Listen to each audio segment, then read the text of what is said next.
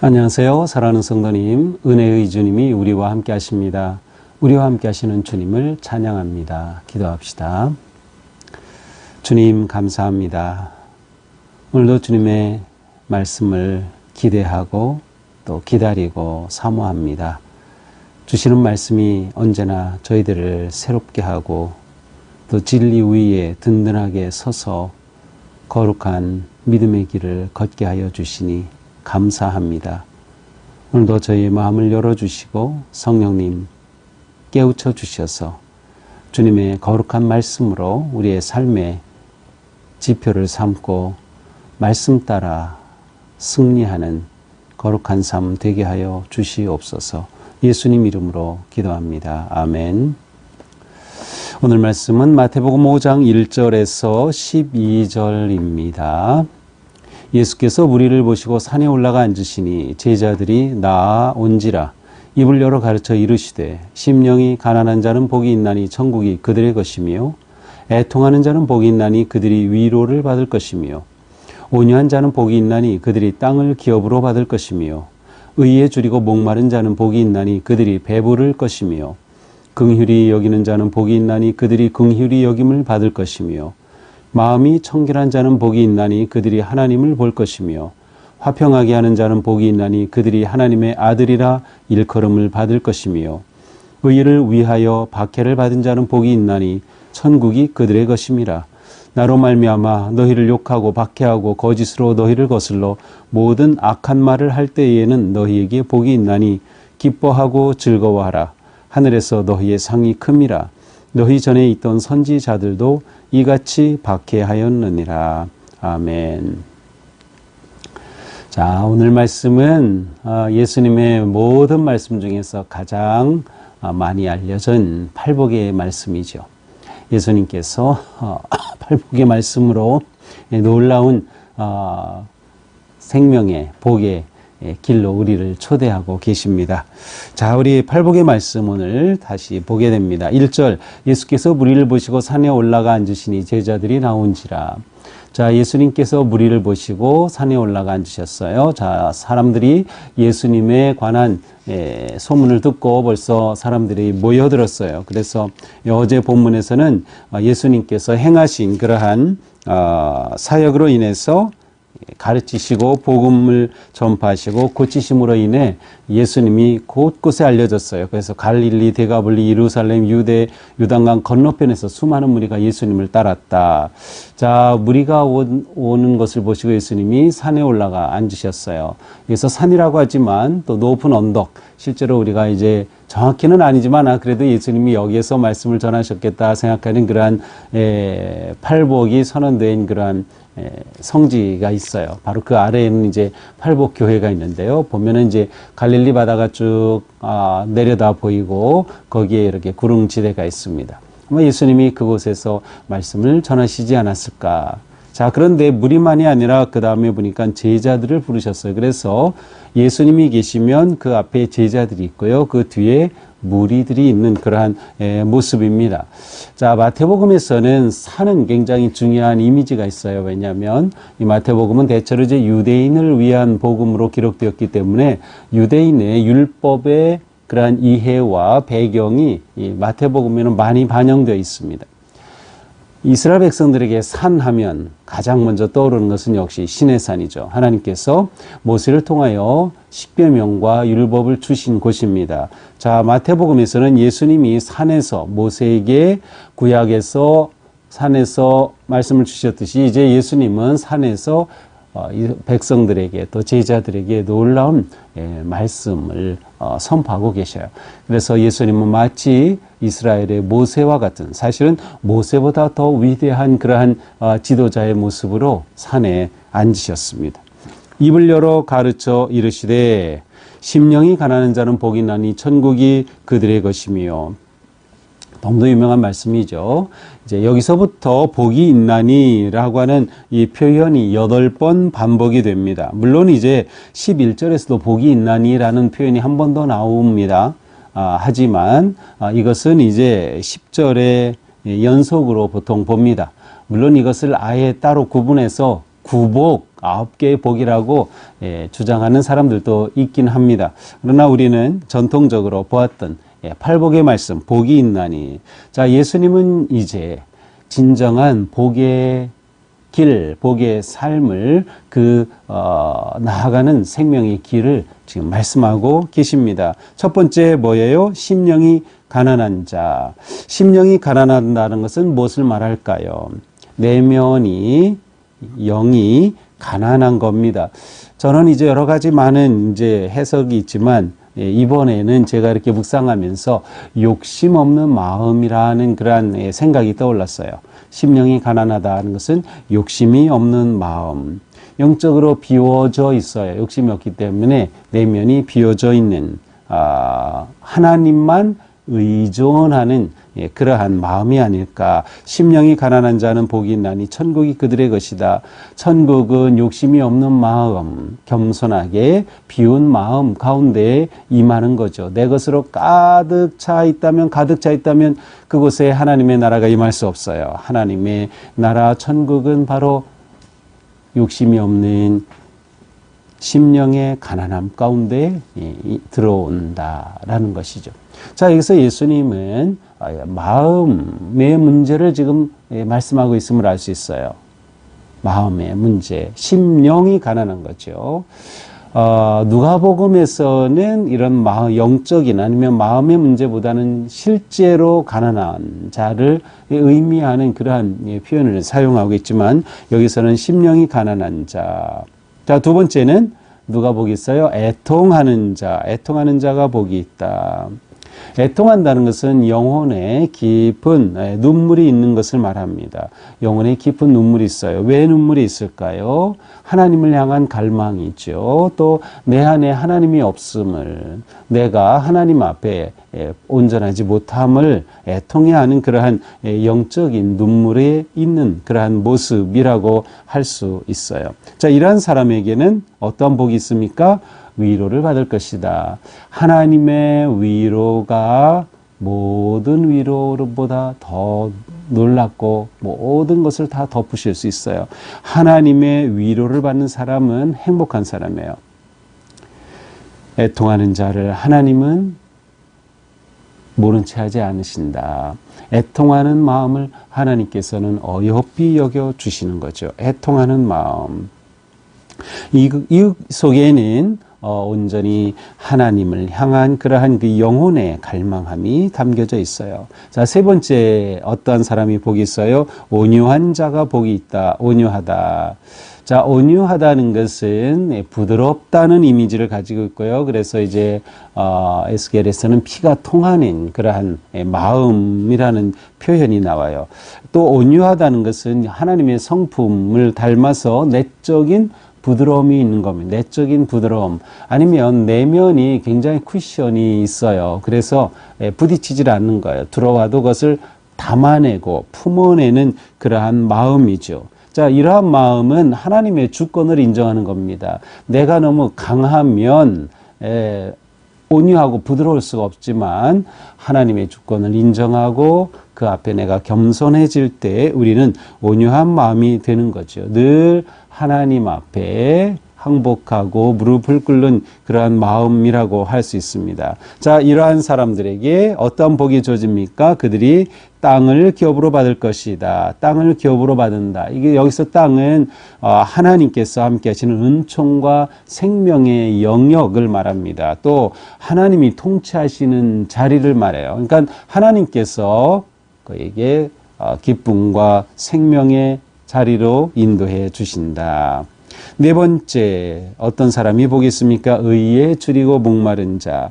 자, 성경에서 의는 구약적으로는 율법을 순종하고 행하는 것이 의이지만 가장 핵심적인 의미는 관계를 말합니다. 의. 바른 관계입니다. 하나님과 바른 관계를 맺으면 그게 의입니다. 인간 관계에서도 바른 관계가 맺어질 때 그게 정의로운 것입니다. 그래서 의는 하나님과의 바른 관계를 말해요. 그래서 의에 줄이고 목마르다는 것은 늘 하나님에 대한 그 관계, 올바른 친밀한 관계에 대한 갈망이 있는 거죠. 사람은 하나님과의 관계 속에서 만족함을 느낄 수 있어요. 그래서 의에 줄이고 목마른 자에게 어떤 복이 주어집니까? 배부를 것이다. 줄인 자에게 먹여주셔요. 여기서 줄이는 것은 영적인 갈증이죠. 거기에 하나님이 채워주셔요. 만족함이 있는 거예요. 하나님과의 관계가 친밀하게 바르게 세워지면 그 인생에는 만족함이 있는 거예요. 우리의 삶이 그렇게 될 수밖에 없어요. 하나님 우리를 그렇게 지으셨기에, 우리는 하나님의 형상을 따라 지음을 받았기에 하나님과의 바른 관계를 맺을 때 우리의 삶에는 만족함, 배부름이 있다는 것이죠. 자, 다음은 누가 보겠습니까? 7절 긍휼히 여기는 자, 긍휼히 여기는 자.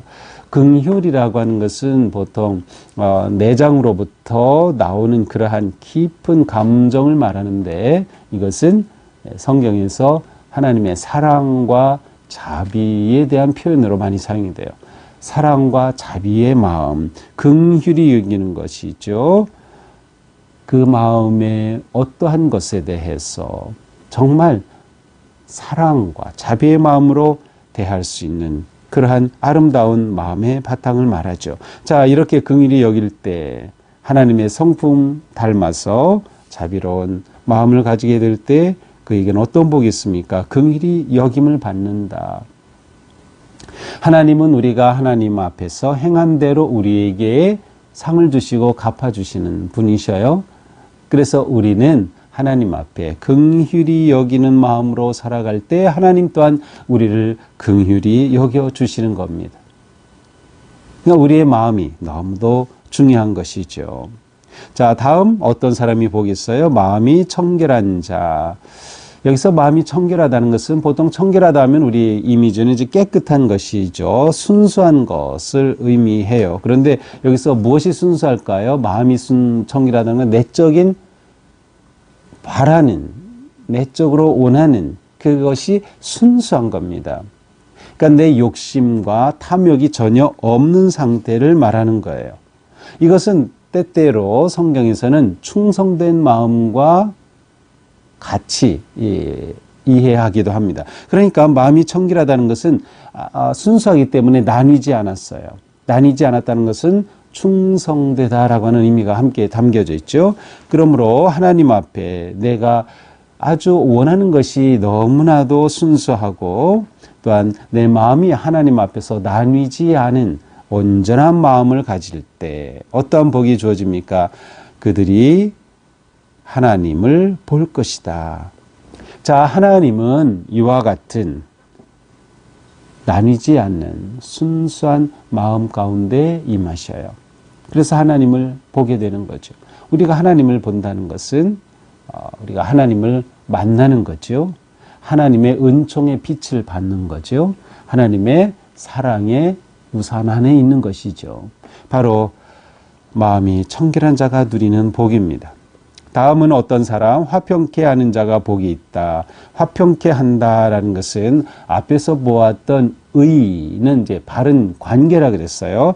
바른 관계가 맺는 가장 중요한 열매 중에 하나가 화평입니다. 화평이에요. 그러므로 하나님과 우리가 바른 관계를 맺을 때 하나님과 우리 사이에 화평이 오는 거죠. 평화가 이루어집니다. 예수 그리스도의 십자가는 하나님과 우리 사이에 평화를 가져오는 것이에요.